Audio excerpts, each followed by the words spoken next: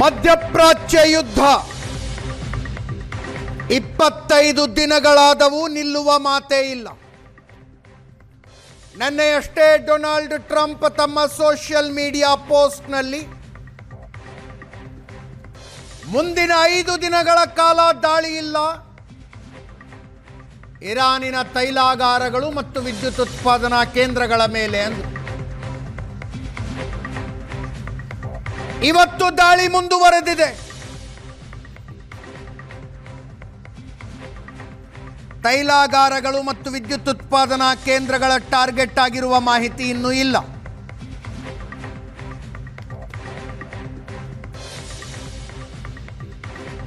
ರಚನಾತ್ಮಕ ಮಾತುಕತೆಗಳು ನಡೀತಾ ಇದ್ದಾವೆ ಅಂತ ಡೊನಾಲ್ಡ್ ಟ್ರಂಪ್ ಹೇಳಿದ್ರು. ಯಾವ ಮಾತುಕತೆಯೂ ನಡೀತಾ ಇಲ್ಲ ಅಂತ ಇರಾನ್ ಹೇಳಿದ್ರು. ಕೆಲವು ಅಂತಾರಾಷ್ಟ್ರೀಯ ಮಾಧ್ಯಮಗಳ ಮಾತನ್ನ ನಂಬೋದಾದ್ರೆ ಪಾಕಿಸ್ತಾನದಲ್ಲಿ ಮಾತುಕತೆಗಳು ನಡೀತಾ ಇದ್ದಾವೆ.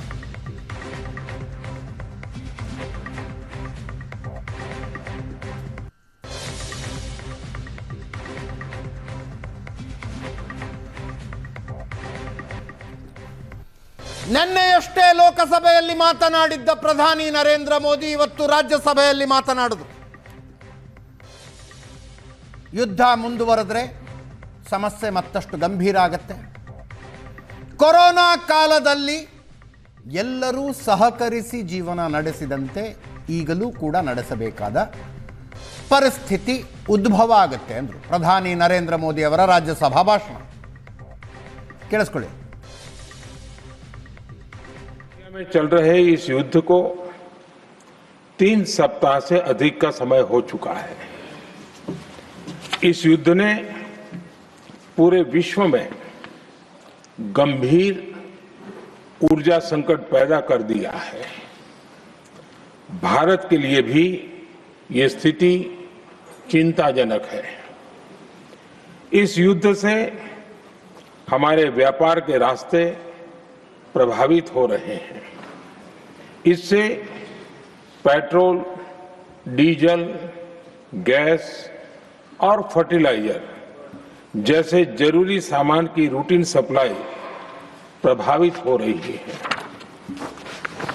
गल्फ देशों में करीब 1 करोड़ भारतीय रहते हैं, वहां काम करते हैं. उनके जीवन और आजीविका की सुरक्षा भी भारत के लिए बहुत बड़ी चिंता है. होर्मुज स्ट्रेट में दुनिया के अनेक जहाज फंसे हैं. उनमें बहुत बड़ी संख्या में भारतीय क्रू मेंबर्स हैं.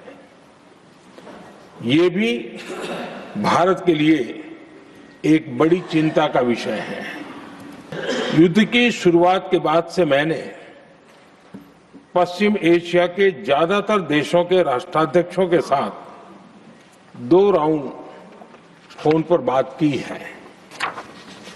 हम गल्फ के सभी देशों के साथ लगातार संपर्क में हैं.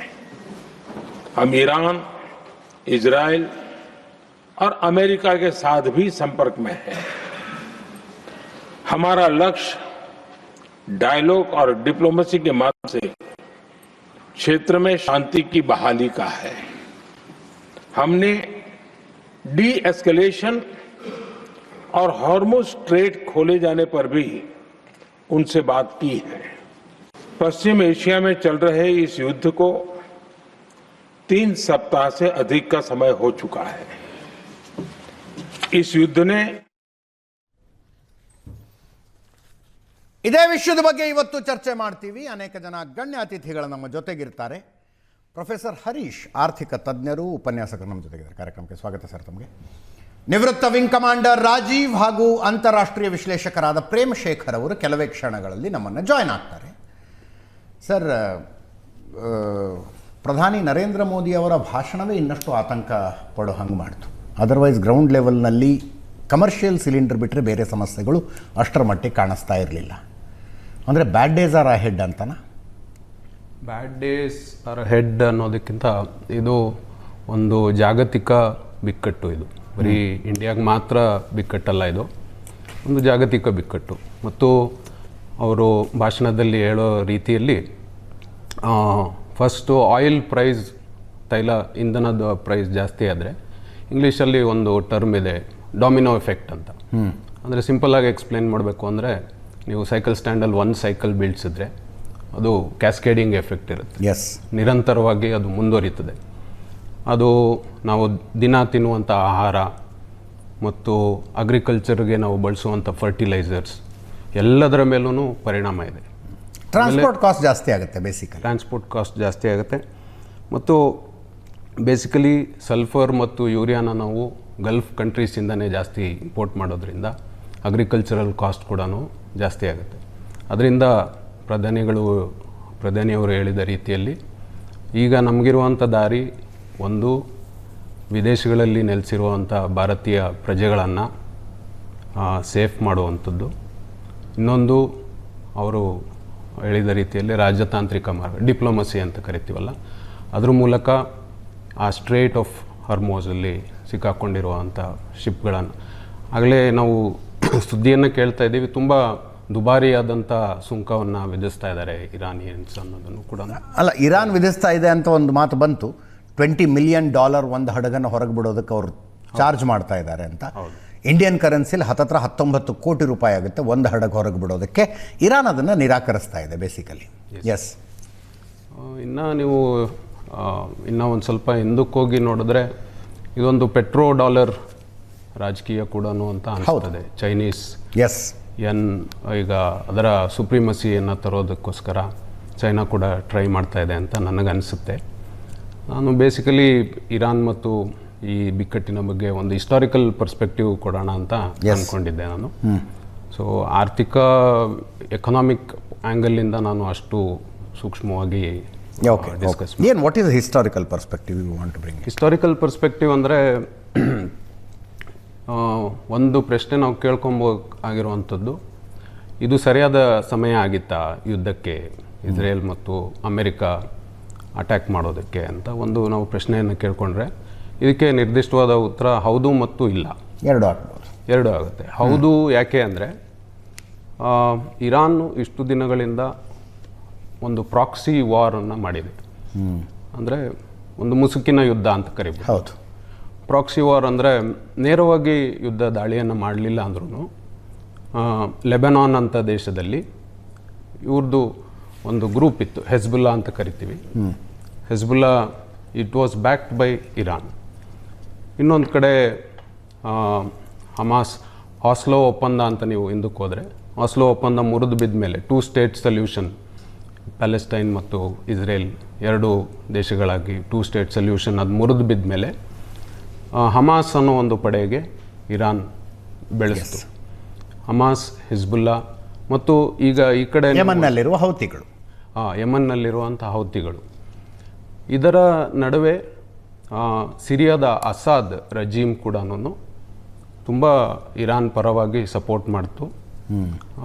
ಮತ್ತು ಇರಾಕಲ್ಲಿ ಕೂಡ ಸದ್ದಾಮ್ ಹುಸೇನ್ ಇದ್ದಾಗ ಸುನ್ನಿ ರೂಲ್, ಅದು ಬಾತ್ ಪಾರ್ಟಿ ಅಂತ ಸದ್ದಾಮ್ ಹುಸೇನ್ದು ಕರಿತೀವಿ, ಅದು ಇರಾನ್ ಸದ್ದಾಮ್ ಹುಸೇನ್ ಬಿದ್ದ ಮೇಲೆ, ಅವನ ಆಳ್ವಿಕೆ ನಿಂತೋದ ಮೇಲೆ ಶಿಯಾಗಳ ಆಳ್ವಿಕೆನೇ ಅಲ್ಲಿ ಜಾಸ್ತಿ ಆಗಿರೋದ್ರಿಂದ ಒಂದು ಬಫರ್ ಝೋನ್ ಇತ್ತಲ್ಲ ಇಸ್ರೇಲ್ ಮತ್ತು ಇರಾನ್ ನಡುವೆ, ಅದು ಕೂಡ ಕ್ಷೀಣಿಸಿತ್ತು.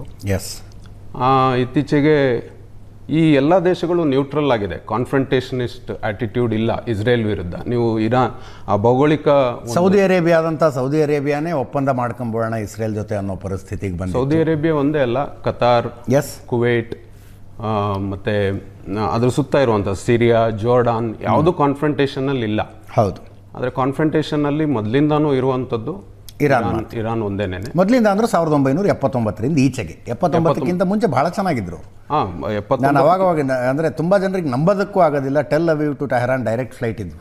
ಹೌದು. 79ಕ್ಕೆ ಮುಂಚೆ ಇಸ್ರೇಲಿನ ಜನರಿಗೆ ಫೇವ್ರಿಟ್ ವೆಕೇಶನ್ ಸ್ಪಾಟ್ ಆಗಿದ್ದದ್ದು ಇರಾನ್. ಹೌದು. ಅಷ್ಟು ಆತ್ಮೀಯತೆ ಇತ್ತು ಎರಡು ದೇಶಗಳ ಮಧ್ಯೆ. ಪ್ರೇಮ್ ಶೇಖರ್ ಹಾಗೂ ರಾಜೀವ್ ಅವರು ಇಬ್ಬರು ಕೂಡ ಜಾಯ್ನ್ ಆಗಿದ್ದಾರೆ.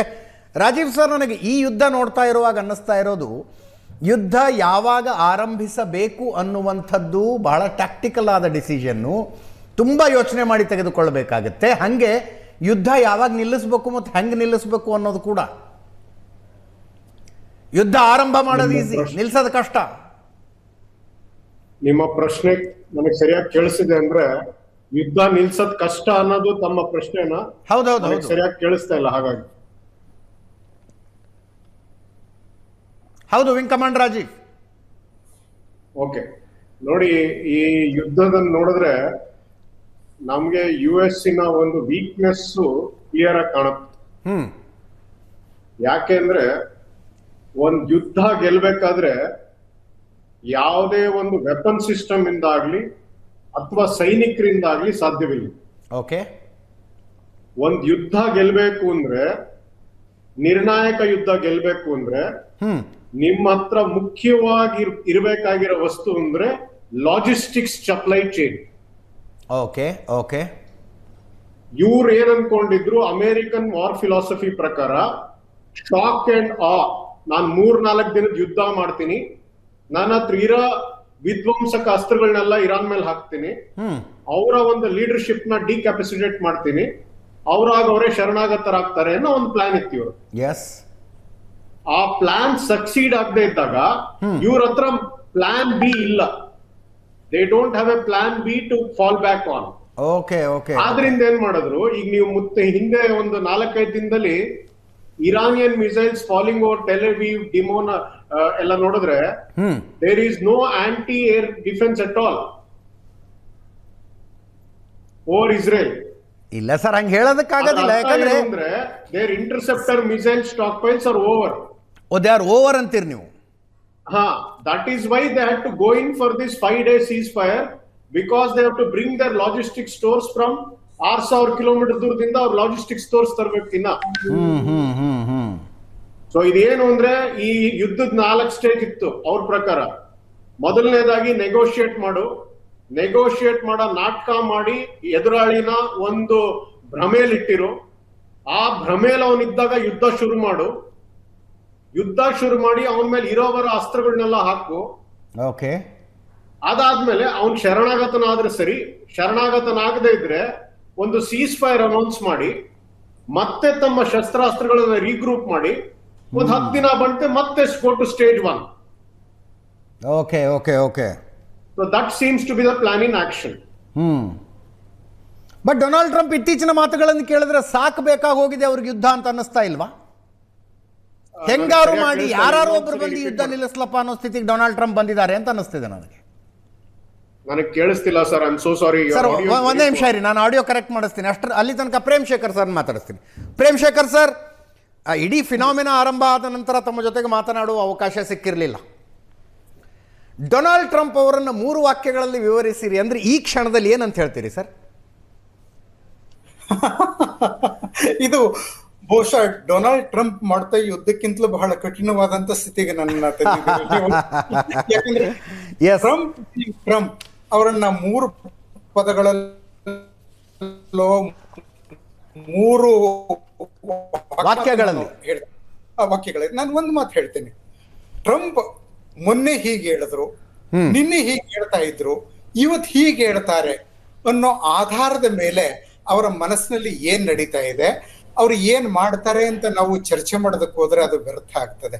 ಬದಲಾಗಿ ಅವರ ಒಟ್ಟಾರೆ ನೀತಿ ಏನಿದೆ, ಅವರ ಮಾತುಗಳಿಗಿಂತ ಅವರ ಕೃತಿ ಏನಿದೆ ಅನ್ನೋದನ್ನಷ್ಟೇ ನಾನು ಸೂಕ್ಷ್ಮವಾಗಿ ಗಮನಿಸಿದ್ರೆ ನಾವು ಟ್ರಂಪ್ ಏನ್ ಮಾಡ್ತಾರೆ, ಏನಾಗಬಹುದು ಅನ್ನೋದನ್ನ ಸರಿಸುಮಾರು ಆಮೇಲೆ ಆಕ್ಚುಲಿ ಅನಿರ್ದಿಷ್ಟವಾಗಿ ನಾವು ಊಹೆ ಮಾಡಬಹುದು.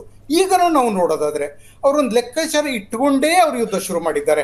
ಸುಮ್ಮನೆ ಲೆಕ್ಕಾಚಾರ ಇಲ್ಲದೆ ಶುರು ಮಾಡಿದ್ರೆ ಜನವರಿನಲ್ಲಿ ದೊಡ್ಡದು ಆಂದೋಲನ ನಡೀತಾ ಇತ್ತಲ್ಲ, ಅವಾಗಲೇ ಶುರು ಮಾಡ್ಬಿಡ್ತಾ ಇದ್ರು. ಆದ್ರೆ ಹತ್ತಿರದಲ್ಲಿ ಅವ್ರದ್ದು ಯಾವುದೇ ವಾರ್ಶಿಪ್ ಇರಲಿಲ್ಲ.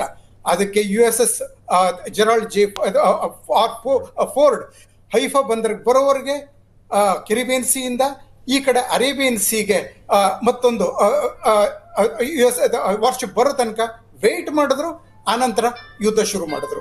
ಹೀಗಾಗಿ ಅವರು ಎಲ್ಲ ಲೆಕ್ಕಾಚಾರ ಇಟ್ಕೊಂಡೇ ಮಾಡ್ತಾ ಇದ್ದಾರೆ. ಈಗ ಹೇಳ್ತಾ ಇರುವಂತ 5 ದಿನದ ಪಾಸ್ ಇದೆಯಲ್ಲ, ಅದು ಸಹ ಲೆಕ್ಕಾಚಾರ ಇರುತ್ತೆ.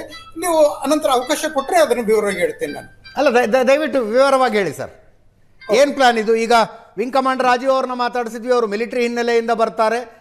ಸ್ಟಾಕ್ ಖಾಲಿಯಾಗಿದೆ, ಸ್ಟಾಕನ್ನು ವಾಪಸ್ ತಗೊಳ್ಳೋದಕ್ಕೆ 5 ದಿವಸಗಳ ಕದನ ವಿರಾಮ ಅಂತಿದ್ದಾರೆ ಅವರು. ಆಕ್ಚುಲಿ ಈ 5 ದಿನ ಅವರು ಕದನ ವಿರಾಮ ಅಲ್ಲ ಇದು. ಇಲ್ಲೇ ನಾವು ಆಕ್ಚುಲಿ ಅದು ಕದನ ವಿರಾಮ ಅಂತ ಅಂದ್ಕೊಂಡ್ರೆ ನಾವು ಬಹುಶಃ ಇಡೀ ವಿಷಯವನ್ನು ಅವರು ಏನ್ ಮಾಡಿದ್ದಾರೆ ಅಂತ ಹೇಳಿದ್ರೆ, ಇರಾನ್ದು ಇದು ಪವರ್ ಸೆಂಟರ್ಸ್ ಅದರ ಮೇಲೆ ಮಾಡೋ ದಾಳಿಯನ್ನಷ್ಟೇ ಅವರು 5 ದಿನಕ್ಕೆ ಮುಂದೂಡಿದ್ದಾರೆ. ಆದ್ರೆ ಈ ತರ ಎಲ್ಲಾ ದಾಳಿಗಳು ಹೇಗೆ ನಡೀತಾ ಇದ್ವು ಮೊನ್ನೆ ಶನಿವಾರ ಶುಕ್ರವಾರ ಅದೇ ರೀತಿ ಮುಂದುವರಿತಾ ಇದೆ. ಇನ್ಫ್ಯಾಕ್ಟ್ ಅವರ ಪವರ್ ಸೆಂಟರ್ಗಳ ಮೇಲೆ ಅದ್ರ ಮೇಲೆ ದಾಳಿ ಮಾಡ್ತೀವಿ, ನೀವು 2 ದಿನ 48 ಗಂಟೆಗಳಲ್ಲಿ ಸ್ಟ್ರೈಟ್ ಆಫ್ ಹಾರ್ಮುಸ್ ಅನ್ನು ಓಪನ್ ಮಾಡಿದೆ ಅಂತ ಹೇಳಿದ್ರು. ಇರಾನ್ ಓಪನ್ ಮಾಡ್ಲಿಲ್ಲ. ಅದಕ್ಕೆ ಆ ಒಂದು ದಾಳಿಯನ್ನ, ಆ ಭಯಾನಕ ದಾಳಿ ಅಂತ ಏನ್ ಕರೆದ್ರು, ಅದನ್ನ 5 ದಿನಗಳಿಗೆ ಮುಂದೂಡಿದ್ದಾರೆ. ಅದ್ರಲ್ಲೂ ಅರ್ಥ ಇದೆ. ಇನ್ಫ್ಯಾಕ್ಟ್ 5 ದಿನಗಳು ಅಂತ ಹೇಳಿದ್ರೆ ಅದು ಮುಗಿಯೋ ತನಕ ವೀಕೆಂಡ್ ಬರ್ತದೆ. ಈಗ ನೋಡಿ, ಸ್ಟಾಕ್ ಎಕ್ಸ್ಚೇಂಜ್ ಎಲ್ಲ ಕಡೆ ಹೀಗೆ ಕೊಲ್ಯಾಪ್ಸ್ ಆಗಿಬಿಟ್ಟಿತ್ತು, ಆಯಿಲ್ ಪ್ರೈಸ್ ಜಾಸ್ತಿ ಆಗ್ತಾ ಇತ್ತು. ಮತ್ತೆ ವಾರ ಶುರುವಾಗ್ತಾ ಇರುವಾಗ, ವೀಕ್ ಡೇ ಶುರುವಾಗ್ತಾ ಇರುವಾಗ ಮತ್ತೆ ದೊಡ್ಡ ಪ್ರಮಾಣದಲ್ಲಿ ದಾಳಿ ನಡೆಸಿದ್ರೆ ಸ್ಟಾಕ್ ಮಾರ್ಕೆಟ್ ಇನ್ನೂ ಕುಸಿತದೆ, ಇನ್ನೂ ತೊಂದರೆ ಆಗ್ತದೆ ಅಂತ ಹೇಳಿ 5 ದಿನಗಳು ಟೈಮ್ ತಗೊಂಡಿದ್ದಾರೆ. ಈ ಫ್ರೈಡೆ ಈವ್ನಿಂಗ್ ಎಲ್ಲವೂ ಸ್ಟಾಕ್ ಮಾರ್ಕೆಟ್ ಸ್ಟಾಕ್ ಎಕ್ಸ್ಚೇಂಜ್ಗಳು ಕ್ಲೋಸ್ ಆಗ್ತಾವಲ್ಲ, ಆಗ ನೋಡಿ ಅಲ್ಲಿವರೆಗೆ 5 ದಿನಗಳ ಗಡುವು ಮುಗೀತದೆ, ದೊಡ್ಡದಾಗಿ ಯುದ್ಧ ಮತ್ತೆ ಆರಂಭ ಆಗ್ತದೆ. ಈಗ ಟ್ರಂಪ್ ಮಾಡೋದೆಲ್ಲ ಇನ್ಫ್ಯಾಕ್ಟ್ ಅದು we have to read between the lines, ಆತನ ಕೃತಿನ ನಾವು ನೋಡ್ಬೇಕು. ಹೀಗಾಗಿ ಆತ ಲೆಕ್ಕಾಚಾರ ಇಟ್ಕೊಂಡೇ ಮಾಡ್ತಾ ಇರೋದು. So basically a business man thinking like a business man. Exactly, business man turned politician. ಎರಡೂ ಸೇರಿದಿರಿ, ಎರಡೂ ಮಿಕ್ಸ್ ಆಗಿದೆ ಇಲ್ಲಿ. And a man who wants to carve a name for himself in the books of history. Yeah. Sir, ಇಷ್ಟು ವರ್ಷಗಳಿಂದ ವಿದೇಶಾಂಗ ವ್ಯವಹಾರ ನೋಡ್ತಾ ಇದ್ದೀರಿ ತಾವು, ಇಷ್ಟು ಅಮೆರಿಕನ್ ಅಧ್ಯಕ್ಷರುಗಳನ್ನು ನೋಡಿದ್ದೀರಿ. ಈ ಥರದ ಅಧ್ಯಕ್ಷರು ಯಾವಾಗಾದರೂ, ಅಂದರೆ ಗಾಂಭೀರ್ಯ ಇಲ್ಲದೇ ಇರುವಂಥ ಎಕ್ಸ್ಟೆಂಪೋರ್ ಆಗಿ ನಿರ್ಧಾರಗಳನ್ನು ತೆಗೆದುಕೊಳ್ಳುವ, ಏನು ಬೇಕಾದರೂ ಮಾತನಾಡಬಹುದು ಅನ್ನೋ ಥರದ ಅಧ್ಯಕ್ಷರನ್ನ ಯಾರಾದರೂ ಅಮೆರಿಕದ ಅಧ್ಯಕ್ಷರನ್ನಾಗಿ ಹಿಂದೆ ನೋಡಿದ್ರಾ? ಇಲ್ಲ, ಇದುವರೆಗೆ ಇಂಥ ಅಧ್ಯಕ್ಷ ಅಮೆರಿಕದಲ್ಲಿ ಬಂದೇ ಇರಲಿಲ್ಲ. ಸೊ ಇನ್ಫ್ಯಾಕ್ಟ್ ಸ್ವಲ್ಪ ಒಂದು ಹಂತದವರೆಗೆ ನಿಕ್ಸನ್ ಈ ರೀತಿ ಬಿಹೇವ್ ಮಾಡೋದುಂಟು. ಆದ್ರೂ ಅವರನ್ನು ಸಹ ನಾವು ಟ್ರಂಪ್ಗೆ ಕಂಪೇರ್ ಮಾಡೋದಕ್ಕಾಗೋದಿಲ್ಲ. ಇವರು ಎಲ್ಲ ಮಿತಿಯನ್ನು ದಾಟಿದಂತ ವ್ಯಕ್ತಿ. ಇವನ್ ಅಷ್ಟಿಲ್ಲ, ಸುಮ್ಮನೆ ಈ ರೀತಿ ಮಾತಾಡೋದ್ರಲ್ಲೂ ಸಹ ಮತ್ತೆ ಲೆಕ್ಕಾಚಾರ ಹಾಕೋದ್ರಲ್ಲೂ ಸಹ ಎಲ್ಲರನ್ನೂ ಮೀರದಂತ ವ್ಯಕ್ತಿ. ಸರಿ, ಯುದ್ಧ ಆರಂಭವಾದಾಗಿನಿಂದಲೂ ನಾನು ಹೇಳ್ತಾ ಇರೋದು, ಇರಾನ್ ಮೇಲೆ ದಾಳಿ ನಡೆಸುವುದಕ್ಕೆ ಇಸ್ರೇಲ್ಗೆ ಲೆಜಿಟಿಮೇಟ್ ಕಾರಣ ಇದೆ, ಅಮೆರಿಕಕ್ಕೆ ಇಲ್ಲ ಅಂತ. ಆಕ್ಚುಲಿ ಇಸ್ರೇಲ್ಗೆ ಲೆಜಿಟಿಮೇಟ್ ಕಾರಣ ಇದೆ ಅಂತ ಹೇಳಿದ್ರೆ ಅಮೆರಿಕಾಗೂ ಇದೆ ಅಂತ ಅರ್ಥ. ಯಾಕಂದ್ರೆ ಮುಂದುವರಿಸಿ ಸರ್ ಪ್ಲೀಸ್. ವೆಸ್ಟ್ ಏಷ್ಯಾದಲ್ಲಿ ಇಸ್ರೇಲ್ ಇಲ್ಲ ಅಂತ ಹೇಳಿದ್ರೆ ಅಮೆರಿಕಾಗೆ ಮೇಜರ್ ಫುಟ್ ಹೋಲ್ಡ್ ಇರೋದೇ ಇಲ್ಲ.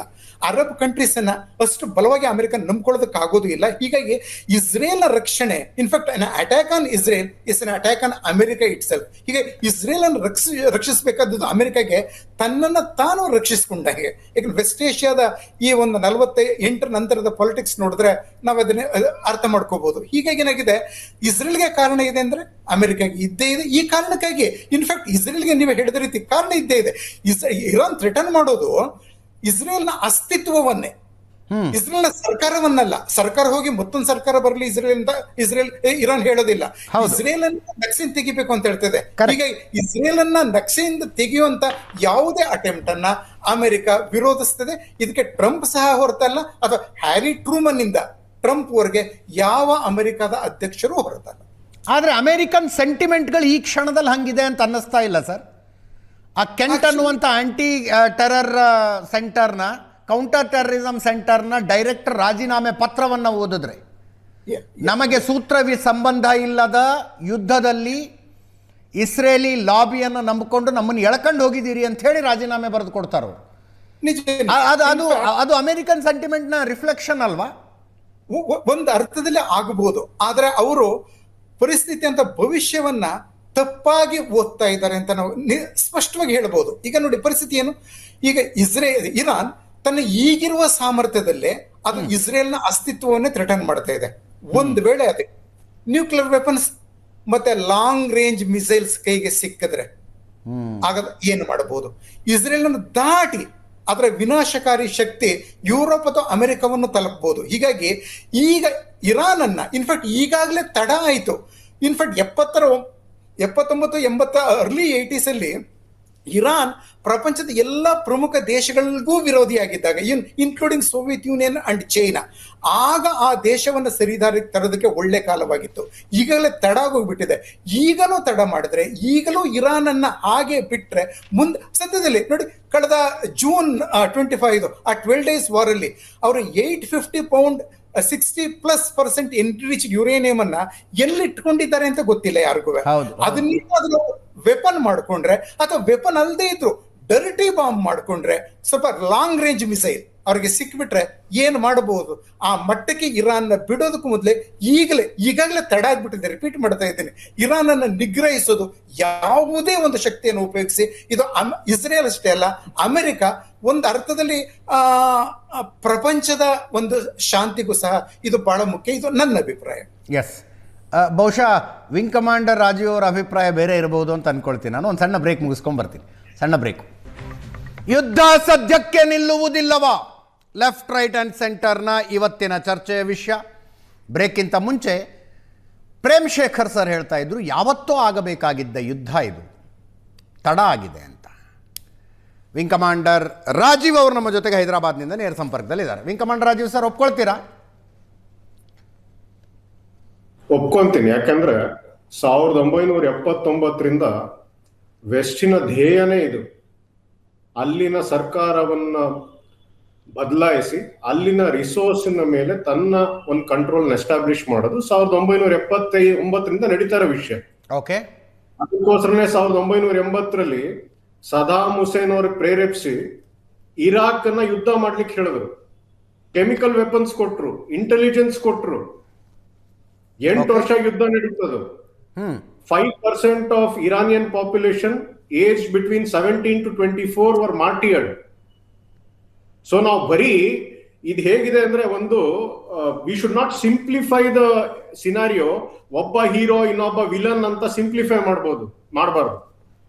It's a complex geopolitical situation in which ಇಬ್ಬರದು ತಪ್ಪಿದೆ, ಇಬ್ಬರದು ಒಂದು ತಮ್ಮದ ಪರ ಒಂದಷ್ಟು ಪಾಯಿಂಟ್ ಇದೆ.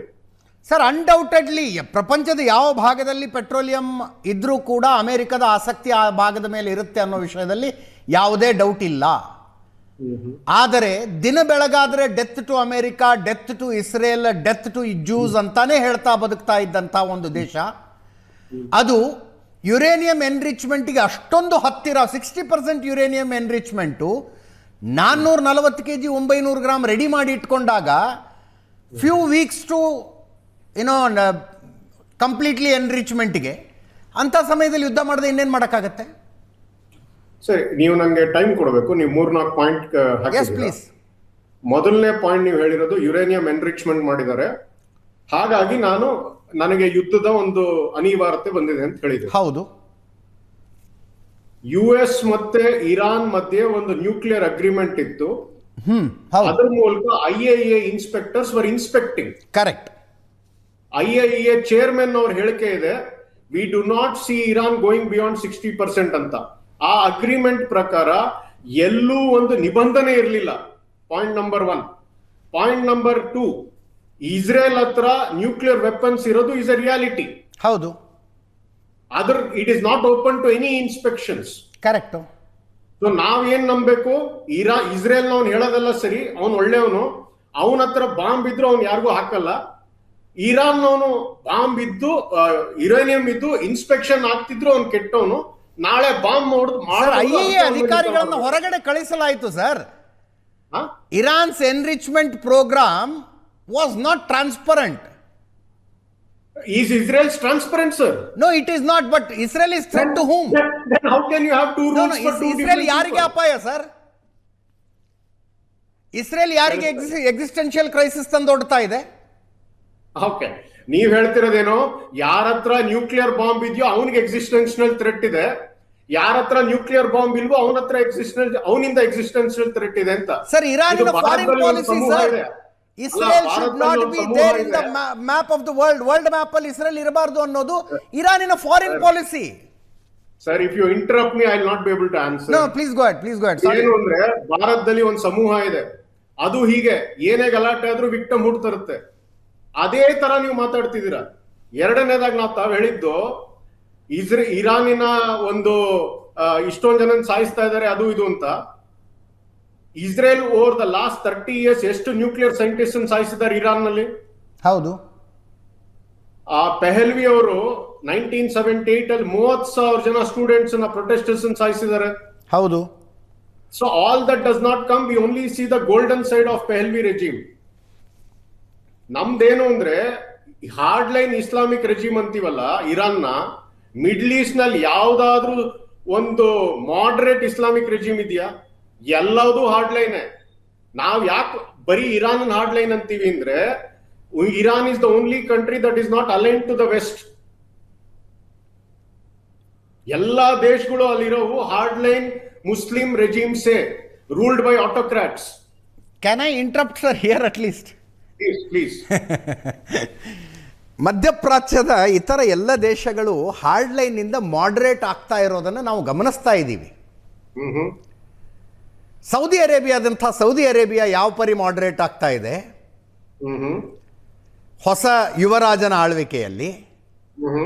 ಇರಾನ್ಗೂ ಬದಲಾಗುತ್ತಿರುವ ಮಧ್ಯಪ್ರಾಚ್ಯಕ್ಕೂ ಒಂದಕ್ಕೊಂದು ಹೋಲಿಕೆ ಇದೆ ಅಂತ ಅನ್ಸುತ್ತಾ ನಿಮಗೆ? ಪಹಲ್ವಿ ರಾಜರ ಆಳ್ವಿಕೆಯಲ್ಲಿ ಪ್ರೊಟೆಸ್ಟರ್ಗಳನ್ನ ಕೊಲ್ಲಲಾಯಿತು. ಜನವರಿಲಿ ಇರಾನ್ನಲ್ಲಿ ಏನಾಯಿತು? ಯಾವ ಪ್ರೊಟೆಸ್ಟ್ ಅಲ್ಲಿ ಸರ್? ಪಹಲಾವಿ ರಾಜರ ವಿರುದ್ಧ ಪ್ರೊಟೆಸ್ಟ್ ಮಾಡಿದವ್ರನ್ನ ಕೊಲ್ಲಲಾಯಿತು ಅಂದ್ರಿ ನೀವು 1979ರಲ್ಲಿ. ರೆಜಿಮ್ ಚೇಂಜ್ ಆಯ್ತು, ಅವಾಗ ಇಸ್ಲಾಮಿಕ್ ರೆವಲ್ಯೂಷನ್ ಆಯಿತು. ಮತ್ತು ಜನವರಿಯಲ್ಲಿ 30,000 ಮಕ್ಕಳ ಕಗ್ಗೊಲೆ ಅಲ್ವಾಗಿದ್ದು? ಜನವರಿಲಿ 30,000 ಜನ ಕೊಗ್ಗೊಲೆ ಆಗ್ಲಿಲ್ಲ, 15,000 ಜನ ಆಯ್ತು. ಅದರಲ್ಲಿ 200 ಜನ ಪೊಲೀಸ್ನವರಿದ್ರು. ಸೊ ನಾವು ಅದೇ ಹೇಳ್ತಾರ, ನಾವು ಒಂದ್ ಕಡೆ ವಿಷನ್ ಇಟ್ಕೊಂಡು ನೋಡಿದ್ರೆ ಎಲ್ಲದೂ ತಪ್ಪು ಕಾಣುತ್ತೆ ನಮ್ಗೆ. ನಾವು ಏನ್ ಹೇಳ್ತಾ ಇರೋದು ಅಂದ್ರೆ, the regime had A way of dealing with protest. ಅದ್ರಲ್ಲಿ ನಾವು ತಪ್ಪು ಕಂಡುಹಿಡಿಬಹುದು, ಬಟ್ ಆದ ಕಾರಣ ಅವ್ರ ಮೇಲೆ ನಾವು ಆಕ್ಷನ್ ತಗೋಬೇಕು, ಆ ರೆಜಿಮ್ ಚೇಂಜ್ ಆಗ್ಬೇಕು ಅನ್ನೋದು ನಮ್ಗೆ ಯಾವ ಅಧಿಕಾರನೂ ಇಲ್ಲ. ನಾನು ಆ ಕಾರಣಕ್ಕೆ ರೆಜಿಮ್ ಚೇಂಜ್ ಆಗಬೇಕು ಅಂತ ಹೇಳ್ತಾ ಇಲ್ಲ. ಒಂದು ದೇಶದ ಫಾರಿನ್ ಪಾಲಿಸಿಯ ಭಾಗವಾಗಿ ಇನ್ನೊಂದು ದೇಶ ನಕಾಶೆಯಲ್ಲಿ ಇರಕೂಡದು ಅನ್ನೋದಿದ್ದಾಗ ಆ ಇನ್ನೊಂದು ದೇಶಕ್ಕೆ ತನ್ನನ್ನು ತಾನು ರಕ್ಷಿಸಿಕೊಳ್ಳುವ ಹಕ್ಕಿದೆ ಅಂತ ಹೇಳ್ತಾ ಇದ್ದೀನಿ ನಾನು. Very good sir. ಅದೇ ಮಾಪದಂಡ ನಾವು ಇನ್ನೊಂದ್ ಕಡೆ ತಗೊಂಡೋಣ. UN ಮ್ಯಾಂಡೇಟೆಡ್ 2 ಸ್ಟೇಟ್ ಪಾಲಿಸಿ ಇದೆ. Okay. Why is Israel not agreeing to a Palestinian state? Who is not agreeing? Israel is not agreeing. Sir ಆಯ್ತಪ್ಪ, ಈಗ 55% ಆ ಭಾಗದಲ್ಲಿ 55% ಇಸ್ರೇಲು, 45% ಪ್ಯಾಲೆಸ್ಟೈನು ಅನ್ನುವ 2 ಸ್ಟೇಟ್ ಪಾಲಿಸಿ ಇದೆಯಲ್ಲ, ಅದಕ್ಕೆ ಪ್ಯಾಲೆಸ್ಟೈನ್ ಒಪ್ಕೊಂಡ್ಬಿಡುತ್ತಾ? ಅಲ್ಲ, ಮಧ್ಯಪ್ರಾಚ್ಯದ ದೇಶಗಳು ಈಗ ಒಪ್ಕೊಳ್ಬಹುದು, ಇರಾನ್ ಒಪ್ಕೊಳುತ್ತಾ ಅದಕ್ಕೆ? 55% ಭಾಗದಲ್ಲಿ ನೆಮ್ಮದಿಯಾಗಿ ಇದ್ಕೊಳ್ರಪ್ಪ ನೀವು ಅಂತ ಬಿಟ್ಟು ಬಿಡ್ತಾರ? ಈಗ Israel ready for a Palestinian state? Sir, Palestine was never ready for Israel.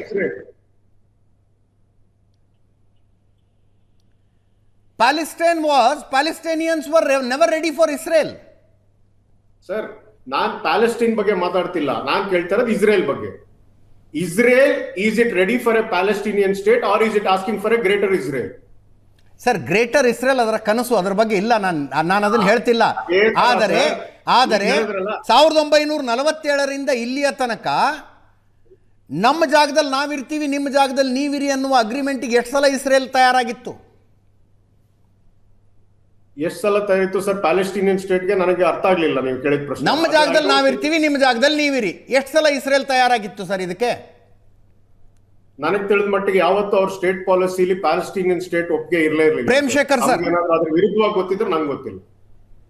Prem Shekhar sir, yes sir, 2 state policy ಇಸ್ರೇಲ್ಗೆ ಯಾವತ್ತೂ ಒಪ್ಪಿಗೆ ಇಲ್ವಾ ಸರ್? ಇನ್ಫ್ಯಾಕ್ಟ್ ನಾವು 47ರಲ್ಲೇ ಇನ್ಫ್ಯಾಕ್ಟ್ ಇದು United Palestine case United Nations ಹೋದಾಗ 3 ಸಲ UN ರೆಸೊಲ್ಯೂಷನ್ ಪಾಸ್ ಮಾಡ್ತು, ಅದನ್ನ ಡಿವೈಡ್ ಮಾಡಬೇಕು ಅಂತ 45:55. ಓಕೆ. 3 ಸಲ ಜ್ಯೂಸ್ ಒಪ್ಕೊಂಡ್ರು. ಯುನೈಟೆಡ್ ನೇಷನ್ಸ್ ಎಷ್ಟು ಜಾಗ ನಮಗೆ ಕೊಡ್ತದೆ ಅಷ್ಟು ನಮಗೆ ಸಾಕು, ಅಲ್ಲಿ ನಾವು ಇಸ್ರೇಲ್ ಮಾಡ್ಕೋತೀವಿ ಅಂತ. ಪ್ಯಾಲೆಸ್ತೀನಿಯನ್ಸ್ ಒಪ್ಕೊಳ್ಳಿಲ್ಲ. 3ನೇ ಸಲವೂ ಹೀಗಾದಾಗ ಆಗ ಜ್ಯೂಸ್ ಹೇಳಿದ್ದು ಬೆನ್ ಗ್ಯೂರಿಯನ್ ಮತ್ತೆ ವೆಯ್ಸ್ಮ್ಯಾನ್ ಹೇಳಿದ್ದೇನು? ಬ್ರಿಟಿಷ್ ಟ್ರೂಪ್ಸ್ ಯಾವ ಕ್ಷಣದಲ್ಲಿ ಪ್ಯಾಲೆಸ್ತೀನ್ ಹೊರಗೆ ಹೊರಡ್ತವೆ ಅಂದ್ರೆ 6 o'clock in the evening on 15th of May 1948 ಆ ಗಳಿಗೆನಲ್ಲಿ ನಾವು ಯುನೈಟೆಡ್ ನೇಷನ್ಸ್ ನಮಗೆ ಕೊಡ್ತಿರೋ ಸ್ಥಳದಲ್ಲಿ ನಾವು ಇಸ್ರೇಲ್ ಅನ್ನ ಸ್ಥಾಪನೆ ಮಾಡ್ಕೋತೀವಿ ಅಂತ. ಈ ಜ್ಯೂಸ್ ಹಾಗೇ ಮಾಡ್ಕೊಂಡ್ರು, ಎಲ್ಲ ರೆಡಿ ಮಾಡ್ಕೊಂಡಿದ್ರು. ವೆರಿ ನೆಕ್ಸ್ಟ್ ಡೇ ಸುತ್ತಲೇ ಎಲ್ಲ ಅರಬ್ ಕಂಟ್ರೀಸ್ ಇಸ್ರೇಲ್ ಮೇಲೆ ಅಟ್ಯಾಕ್ ಮಾಡಿದ್ವು. ಇದು ಹಿಸ್ಟ್ರಿ. ಹೀಗಾಗಿ ಟೂ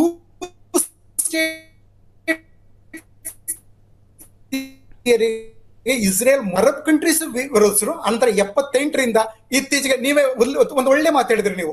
MBS ಆಳ್ವಿಕೆಯಲ್ಲಿ ಸೌದಿ ಅರೇಬಿಯಾದವರೆಗೆ ಅರಬ್ ಕಂಟ್ರೀಸ್ ಎಲ್ಲವೂ ಒಂದೊಂದಾಗಿ ಇಸ್ರೇಲ್ ಅನ್ನ ಒಪ್ಕೊಂಡಿವೆ. ಆದ್ರೆ ನೀವು ಇರಾನ್ ಮಾತ್ರ, ಇನ್ಫ್ಯಾಕ್ಟ್ ಇರಾನ್ಗೂ ಇಸ್ರೇಲ್ಗೂ ಯಾವ ರೀತಿಯ ವೈರವೂ ಇರಲಿಲ್ಲ. ಇನ್ಫ್ಯಾಕ್ಟ್ ಪ್ಯಾಲೆಸ್ತೀನಿಯನ್ಸ್ ಸುನ್ನಿ ಮುಸ್ಲಿಮ್ಸ್, ಇರಾನಿಯನ್ಸ್ ಶಿಯಾ ಮುಸ್ಲಿಮ್ಸ್. ಇರಾನ್ಗೂ ಇಸ್ರೇಲ್ಗೂ ಯಾವುದೇ ಬಾರ್ಡರ್ ಡಿಸ್ಪ್ಯೂಟ್ ಇಲ್ಲ. ಸೊ ಹಾಗಿದ್ದು ಸಹ ಈ ಮುಲ್ಲಾಗಳ ರಿಜಿಮ್ ಇಸ್ರೇಲ್ಗೆ ಡೆತ್ ಟು ಇಸ್ರೇಲ್ ಅಂತ ಹೇಳೋ ಅಗತ್ಯ ಯಾಕೆ ಬಂದಿತ್ತು? ಶಾ ರಿಜಿಮ್ನೇ ತಗೊಳ್ಳಿ, ಅವರು ಸಹ ಶಿಯಾ ರಿಜಿಮ್ನ ಹೆಡ್ ಶಾ ಇದ್ದದ್ದು, ರಜಾ ಶಾ ಪಹಲೇವಿ. ಅವ್ರು ಏನ್ ಮಾಡಿದ್ರು ಆ ಟೈಮಲ್ಲಿ ಇಸ್ರೇಲ್ ಮತ್ತೆ ಇರಾನ್ ಮಧ್ಯೆ ಎಂತ ಕೊಲಾಬರೇಷನ್ ಇದ್ವು ಅಂದ್ರೆ ಮೊಸಾದ್ ಮತ್ತೆ ಸಾವಕ್ ಎರಡು ಜಂಟಿಯಾಗಿ ಕಾರ್ಯನಿರ್ವಹಿಸ್ತಾ ಇದ್ವು ಎರಡೂ ದೇಶಗಳ ಹಿತರಕ್ಷಣೆಗಾಗಿ. ಮತ್ತೆ ಹೇಳ್ತಾ ಇದ್ರು ಇಂಥದ್ದು, ಶಾ ಹೇಳ್ತಾ ಇದ್ದದ್ದು secret love affair between Israel and Iran ಅಂತ. ಅಂತ ಮಟ್ಟದಲ್ಲಿತ್ತಂತ ಒಂದು ಸ್ನೇಹವನ್ನ ಈ ಅಯಾತುಲ್ಲಗಳು ಈ ಮಟ್ಟಕ್ಕೆ ಕೆಡಿಸ್ಬಿಟ್ಟದ್ದು. ಇದರ ಅಗತ್ಯ ಇತ್ತ? ಮತ್ತೆ ಆಕ್ಚುಲಿ ಇಸ್ರೇಲ್ ಇರಾನ್ಗೆ ಏನು ತಂಟೆ ಮಾಡ್ಲಿಲ್ಲ. ಆದ್ರೆ ಇದೇ ಇರಾನಿಗಳು ಹೆಜ್ಬೊಲ್ಲಾ, ಹೂತಿ, ದೆನ್ ದಟ್ ಹಮಾಸ್ ಎಲ್ಲರೂ ಎತ್ತಿಕಟ್ಟಿ ಇರಾನ್ಗೆ ದಿನನಿತ್ಯವೂ ಕಿರುಕುಳ ಕೊಡೋ ಅಗತ್ಯ ಇತ್ತ? ಹೀಗಾಗಿ ಏನಾಗಿದೆ, ಇರಾನ್ನ ನೀತಿ ಇದೆಯಲ್ಲ ಅದೇ ಅದನ್ನ ಇಂದು ಈ ಗತಿಗೆ ತಂದು ನಿಲ್ಲಿಸಿದೆ. ಸರ್, ತಮ್ಮ ಅಭಿಪ್ರಾಯ sir, historical perspective professor Harish ಅವರು. ಪ್ರೇಮ್ ಶೇಖರ್ ಸರ್ ಹೇಳಿದ್ದ ಒಂದು ಮಾತಿಗೆ ನನ್ನ ಉತ್ತರ, Israel does not share A border with Iran. ಯಾಕೆ ಈ ಕಾನ್ಫ್ಲಿಕ್ಟ್ ಯಾಕೆ ನಡೀತಾ ಇದೆ ಅನ್ನೋದು ವಿಷಯ ಬಂದಾಗ ನಾವು ಸ್ವಲ್ಪ ಮತ್ತೆ ಹಿಂದಕ್ಕೆ ಹೋಗ್ಬೇಕಾಗತ್ತೆ.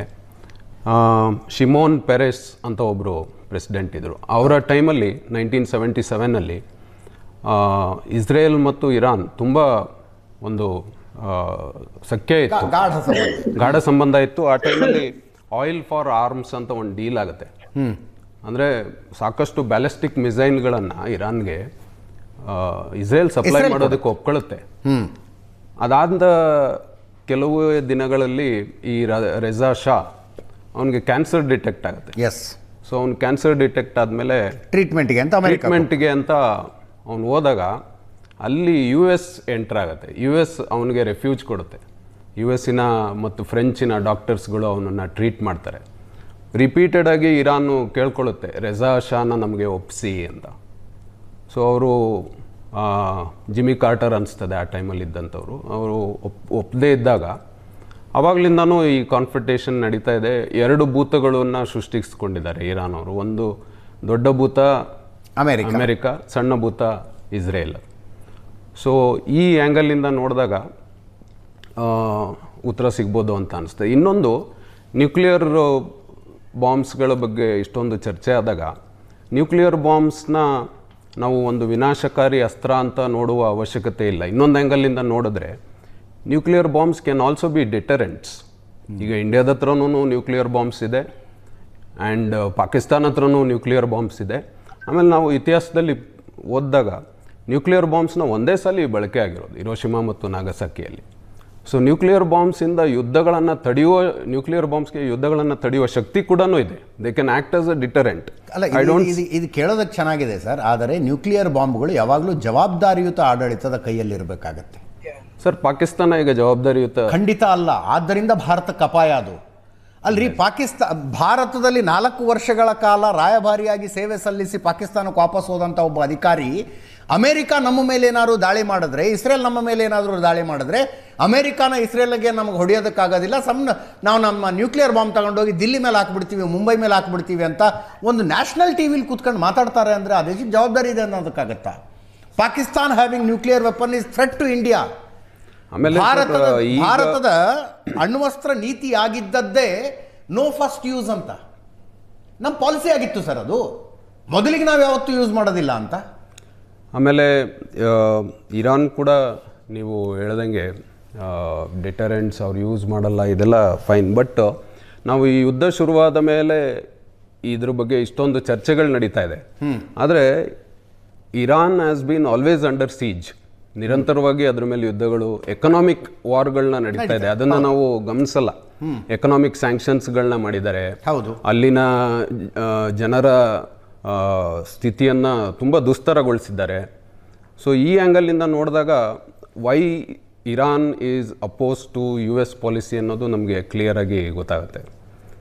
ಸೊ ಇನ್ನೊಂದು, ಈ ಯುದ್ಧದ ಬಗ್ಗೆ ನಾನು ಮಾತಾಡಬೇಕು ಅಂದರೆ ಮಿಸ್ಕ್ಯಾಲ್ಕುಲೇಟ್ ಎಲ್ಲಿ ಮಾಡಿದ್ರು ಅಮೇರಿಕಾ ಅನ್ನೋದನ್ನ ಒಂದು ಮಾತು ಹೇಳಿ ನಾನು ನಿಲ್ಲಿಸ್ತೀನಿ ಸರ್. ಮಿಸ್ಕ್ಯಾಲ್ಕುಲೇಟ್ ಎಲ್ಲಿ ಮಾಡಿದ್ರು ಅಂದರೆ they did not understand the governance structure of Iran. ನೀವು ತುಂಬ ಚೆನ್ನಾಗಿ ಗಮನಿಸಿದ್ರೆ ಇರಾನಲ್ಲಿ ಒಂದು ಸೆಮಿ ಡೆಮೊಕ್ರೆಟಿಕ್ ಮತ್ತು ಥಿಯೋಕ್ರೆಟಿಕ್ ಗೌರ್ಮೆಂಟ್ ಇದೆ. ಅಂದರೆ ಅಲ್ಲಿ ಸುಪ್ರೀಂ ಲೀಡರ್ ಇಲ್ಲಿವರೆಗೂ 1979ಇಂದ 89ವರೆಗೂ ಆಯತುಲ್ಲಾ ಖಮೇನಿ ಇದ್ದರು. ಅವರ ನಂತರ ಸುಪ್ರೀಂ ಲೀಡರು ಇತ್ತೀಚೆಗೆ ಅವರನ್ನು ಅಸ್ಯಾಸಿನೇಟ್ ಮಾಡಲಾಯಿತು, ಆಯತುಲ್ಲಾ ಅಲಿ ಖಮೇನಿ ಅನ್ನೋರು ಇದ್ದರು. ಸೊ ಅದಾದ ನಂತರ ರಹಬರ್ ಅಂತ ಕರೀತಾರೆ ಅವರು, ಸುಪ್ರೀಂ ಲೀಡರ್ ಅವರು. ಅದಾದಮೇಲೆ ಅವರ ಕೆಳಗಡೆ ಈ supreme leaders they are elected for life. ಹೌದು, they are elected for life. So ಅವ್ರನ್ನ ನೀವು ಅಸಾಸಿನೇಟ್ ಮಾಡಿ ನೆಕ್ಸ್ಟು ಪ್ರೆಸಿಡೆಂಟ್ ಬರ್ತಾರೆ. They are elected for 4 years terms. ಮತ್ತು ಪ್ರೆಸಿಡೆಂಟಲ್ಲೂ 2 ಬಗೆಯ ಜನಗಳಿದ್ದಾರೆ ಅಲ್ಲಿ. ರಿಫಾರ್ಮಿಸ್ಟ್ ಅಂತ ಒಂದು ಗ್ರೂಪ್ ಇದೆ, ಪ್ರಿನ್ಸಿಪಲಿಸ್ಟ್ ಅಂತ ಹಾರ್ಡ್ ಲೈನರ್ಸ್ ಗ್ರೂಪ್ ಇದೆ. ಅದರ ನಂತರ ಗಾರ್ಡಿಯನ್ ಕೌನ್ಸಿಲ್ ಇದೆ. ಈ ಗಾರ್ಡಿಯನ್ ಕೌನ್ಸಿಲಲ್ಲಿ ಇರುವಂಥ ಎಲ್ಲ ಮೆಂಬರ್ಸ್ನ ಈ ಸುಪ್ರೀಂ ಲೀಡರನ್ನೇ ಸೆಲೆಕ್ಟ್ ಮಾಡ್ತಾನೆ. ಆದರೆ very importantly America under estimated the power of IRGC. IRGC ಮತ್ತು ಮೊಸಾಯಿಕ್ ಸ್ಟ್ರಕ್ಚರ್ ಅನ್ನುವಂಥ ಒಂದು ಸ್ಟ್ರಕ್ಚರ್ ಮಾಡಿದ್ರು. ಮೊಸಾಯಿಕ್ ಸ್ಟ್ರಕ್ಚರ್, ಅದ್ರ ಬಗ್ಗೆ ಬಹಳ ವಿವರವಾಗಿ ನ್ಯೂಸ್ ಅವರ್ನಲ್ಲಿ ಮಾತಾಡಿದ್ದೀನಿ ನಾನು. ಒಂದು ಸಣ್ಣ ಬ್ರೇಕ್ನ ಸಮಯ, ಬ್ರೇಕ್ ಮುಗಿಸ್ಕೊಂಡು ವಾಪಸ್ ಬರ್ತೀನಿ. ಬ್ರೇಕ್ ನಂತರ ಲೆಫ್ಟ್ ರೈಟ್ ಅಂಡ್ ಸೆಂಟ್ರಿಗೆ ಮತ್ತೊಮ್ಮೆ ಸ್ವಾಗತ. ವಿಂಗ್ ಕಮಾಂಡರ್ ರಾಜೀವ್ ಸರ್ ನಮ್ಮ ಜೊತೆಗೆ ಮಾತಾಡ್ತಿದ್ರು. ಇಸ್ರೇಲ್ ಹತ್ರ ವೆಪನ್ಸ್ ಇರ್ಬೋದು, ನ್ಯೂಕ್ಲಿಯರ್ ವೆಪನ್ಸ್, ಇರಾನ್ ಹತ್ರ ಇರಬಾರ್ದು ಅಂದರೆ ಹೆಂಗೆ ಅಂತ. ಸರ್ ತರ್ಕ ಸರಿಗಿದೆ ಸರ್, ಇವ್ರ ಹತ್ರ ಇದ್ರೆ ಅವ್ರ ಹತ್ರ ಯಾಕೆ ಇರಬಾರ್ದು ಅಂತ. ಬಟ್ ಯಾವ್ಯಾವ ಆಳ್ವಿಕೆಯಲ್ಲಿ ಎಷ್ಟೆಷ್ಟು ಜವಾಬ್ದಾರಿ ಇದೆ ಅನ್ನೋದನ್ನು ನೋಡ್ಬೇಕಲ್ವಾ? ಸರಿ, ಈ ಮಾತುಕತೆ ನಾನೊಂದಷ್ಟು ಪಾಯಿಂಟ್ ಹೇಳ್ತೀನಿ, ತಾವು ಅಷ್ಟು ಪಾಯಿಂಟ್ ಹೇಳ್ಬೋದು. ಈ ಚರ್ಚೆ ಮುಗಿಸೋಕ್ಕಿಂತ ಮುಂಚೆ ಇದು ಭಾರತದ ಕಡೆಯಿಂದ ಏನ್ ನಾವು ನೋಡ್ಬೇಕು ಅನ್ನೋದು ನೋಡು. Yes, okay. ಈಗ ಭಾರತಕ್ಕೆ ಎದುರಾಗಿರೋ ಟೆರರಿಸಮ್ ಯಾವ ಫಿಲಾಸಫಿದು? As per ministry of home affairs, government of India, Islamic Sunni Wahhabi, Hizbul Mujahideen, Al Badr, ಯಾವುದೇ ಲಿಸ್ಟೆಡ್ ಟೆರರಿಸ್ಟ್ ಆರ್ಗನೈಸೇಷನ್ ಆದ್ರೂ that comes from Sunni Wahhabism or Sunni sect. ಯಾವುದೇ ಲಿಸ್ಟೆಡ್ ಟೆರರಿಸ್ಟ್ ಎಂಟಿಟಿ ಇಲ್ಲ which is Shia under the MHA website. ಮೊದಲನೇದಾಗಿ. ಎರಡನೇದಾಗಿ, ನಮಗೆ ಒಂದು arch enemy ಅಥವಾ ನಮ್ಮ ದೇಶಕ್ಕೊಂದು ಕಷ್ಟ ಇದೆ ಅಂದ್ರೆ ಯಾರಿಂದ ಇದೆ? ಪಾಕಿಸ್ತಾನ್ ಕಡೆ. ಹೌದು. ಪಾಕಿಸ್ತಾನದ ಒಂದು ಫಿಲಾಸಫಿ ಏನು? ಸುನ್ನಿ ವಹಾಬಿಸಮ್. ನಮಗೆ ಅವನ ಮೇಲೆ ನಾಳೆ ಯುದ್ಧ ಆಡದೆ ಒಂದು ಲಿವರೇಜ್ ಬರಬೇಕು ಅಂದ್ರೆ ಹೇಗ್ ನಾವು ತರಬಹುದು? ಅವನ್ ಈಸ್ಟರ್ನ್ ಬಾರ್ಡರ್ ಅಲ್ಲಿ he should have a strong Iran which is politically against him. Agreed. Okay. ನೀವು ಇರಾನ್ ನಲ್ಲಿ ಒಂದು ರೆಜಿಮ್ ಚೇಂಜ್ ಮಾಡಿ ಒಂದು ಪ್ರೋ ಅಮೆರಿಕನ್ನೋ ಅಥವಾ ಬಾಲ್ಕನೈಸ್ ಮಾಡ್ತೀರಾ ಇರಾನ್ ನ ಇಂಟು 4-5 ಪ್ರಾವಿನ್ಸಸ್ ಮಾಡಿದ್ರೆ ನೀವು ಲಿವರೇಜ್ ಆಗಿ ಯೂಸ್ ಮಾಡ್ಲಿಕ್ಕೆ ಆಗುತ್ತಾ? ಈ ವಿಷಯದಲ್ಲಿ ನಾನು ಕಂಪ್ಲೀಟ್ಲಿ ನಿಮ್ಮ ಜೊತೆಗಿದ್ದೀನಿ. ಅಮೆರಿಕದ ಪಪೆಟ್ ಆಗಿರುವ ರೆಜಿಮ್ ಒಂದು ಬರಬಾರದಲ್ಲಿ. ಅಮೆರಿಕದ ಪಪೆಟ್ ಆಗಿರುವ ರೆಜಿಮ್ ಬರಬಾರದು ಇರಾನ್ನಲ್ಲಿ. ಆದರೆ ದಿನ ಬೆಳಗಾದ್ರೆ death to America, death to Israel, death to Jews ಅನ್ನುವ ಮಂತ್ರ ಪಠಣೆ ಮಾಡುವ ರೆಜಿಮ್ ಕೂಡ ಇರಬಾರ್ದು ಅಂತ. ಸರಿ, ಅದಕ್ಕೆ ನಾನು ನೀವು ಹೇಳೋದನ್ನ ಒಪ್ತೀನಿ. ಬಟ್ ಇರಾನ್ ಈ 1979ನೇ ಇಸ್ವಿ ಆದ್ಮೇಲೆ ಯಾವಾಗ ಇಸ್ಲಾಮಿಕ್ ರೆವಲ್ಯೂಷನ್ ಆಯ್ತು ಅಥವಾ ಅದಕ್ಕಿಂತ ಮುಂದೆ ಪೆಲ್ವಿ ಅವರೇ ತಗೊಳ್ಳೋಣ, ಯಾವ್ದಾದ್ರು ದೇಶದ ಮೇಲೆ ಯುದ್ಧಕ್ಕೆ ಹೋಗಿದ್ಯಾ ತಾನೆ? ಇಲ್ಲ. ಹೋಗಿಲ್ಲ ತಾನೆ? ಇಲ್ಲ. ಯಾವಾಗ್ಲೂ ಈವಾಗಿನ ಗಲಾಟೆ ನೋಡಿದ್ರು they are attacking oil and gas fields. ಯಾವಾಗ ತಮ್ಮ ಮೇಲೆ ಬಿತ್ತೋ ಪ್ರತಿ ಉತ್ತರ ಕೊಡ್ತಿದ್ದಾರೆ. ನ್ಯೂಕ್ಲಿಯರ್ ಸೈಟ್ಸ್ ಡಿಮೋನಾ ಮೇಲೆ ಅಟ್ಯಾಕ್ ಮಾಡಿದ್ದು ತಮ್ಮ ನ್ಯೂಕ್ಲಿಯರ್ ಸೈಟ್ ಮೇಲೆ ಅಟ್ಯಾಕ್ ಮಾಡಿದಾಗ ಓಕೆ ಪ್ರತಿ ಉತ್ತರ ಕೊಡ್ತಿದ್ದಾರೆ ಹೊರತು ತಾವು ಮುಂದಾಗಿ ಹೋಗಿ ಹೊಡಿತಾ ಇಲ್ಲ ಯಾವ್ದನ್ನೇ. So they are behaving as maturely as any other democratically elected government. Okay. So ನಾವು ಅವ್ರ ಮೇಲೆ ಹಾರ್ಡ್ ಲೈನು ಅವರು ಈ ತರ ಮಾತಾಡ್ತಾರೆ. ಮುಂಚೆ ಪ್ರೇಮ್ ಸರ್ ಹೇಳಿದ್ರು we should look at actions and not talks ಅಂತ. Sir, which democratically elected government harbors the terror organization like Hezbollah, Houthi, and supplies weapon to Hamas? The greatest terrorist organizations in the world are all sponsored by US and the West and Europe. ನೀವು ಆಫ್ರಿಕಾಗ ಹೋಗಿ ನೋಡಿ sir, ಅಲ್ಲಿರೋ terrorist ಆ continent ಅನ್ನು ಧ್ವಂಸ ಮಾಡಿರೋದೇ Europeans, France ಮತ್ತೆ ಇತರೆ ದೇಶಗಳು. ಆಯ್ತಪ್ಪ, ಅಮೆರಿಕದ ಅಮೆರಿಕಕ್ಕೆ ಇನ್ನೊಂದು ದೇಶದ ನೆಲದ ಮೇಲೆ ಆಸಕ್ತಿ ಇದೆ, ಪೆಟ್ರೋಲಿಯಂ ಮೇಲೆ ಆಸಕ್ತಿ ಇದೆ, ಮೆಟಲ್ ಮೇಲೆ ಆಸಕ್ತಿ ಇದೆ ಅನ್ಕೊಳ್ಳೋಣ, ರೇರ್ ಅರ್ತ್ ಮಿನರಲ್ಸ್ ಮೇಲೆ ಆಸಕ್ತಿ ಇದೆ. ಇರಾನಿಗೆ ಅಂಥ ಯಾವ ಆಸಕ್ತಿ ಇಸ್ರೇಲ್ ಮೇಲೆ ಇರೋದು? ಇರಾನ್ ಯಾವ ಆಸಕ್ತಿನೂ ಇಲ್ಲ ಸರ್ ಇಸ್ರೇಲ್ ಮೇಲೆ. ಮತ್ತೆ ಇರೋದೇನು, see it is a hard line Islamic state, there is no doubt about it. But ಆ ಹಾರ್ಡ್ ಲೈನ್ ಇರೋದು ಅವರ ಒಂದು ವ್ಯವಸ್ಥೆ.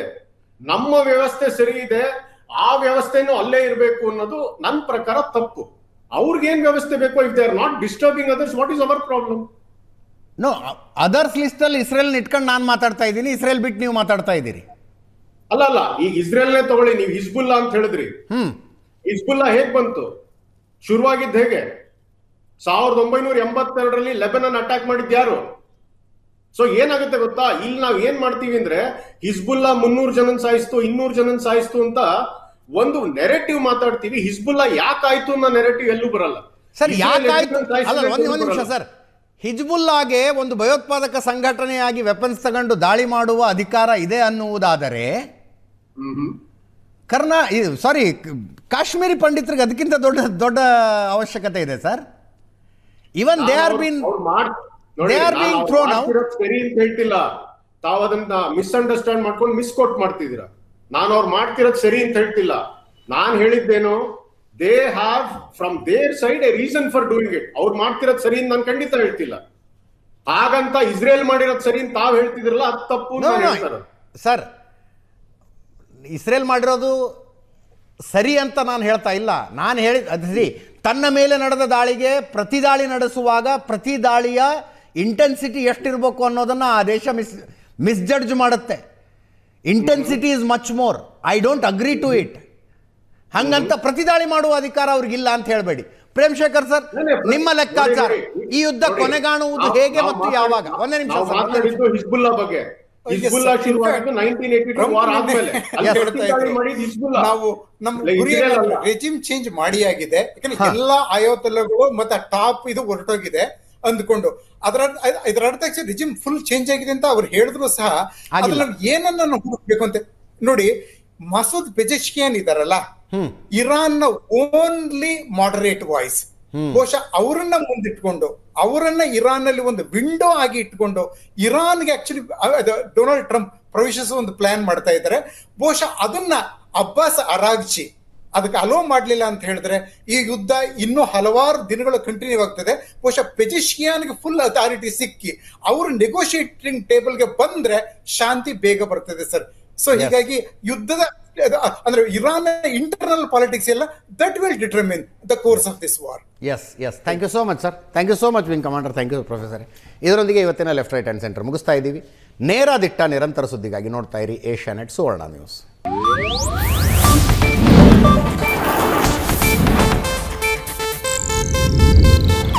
ಇದು ಏಷ್ಯಾನೆಟ್ ನ್ಯೂಸ್ ನೆಟ್ವರ್ಕ್ ಪ್ರಸ್ತುತಿ.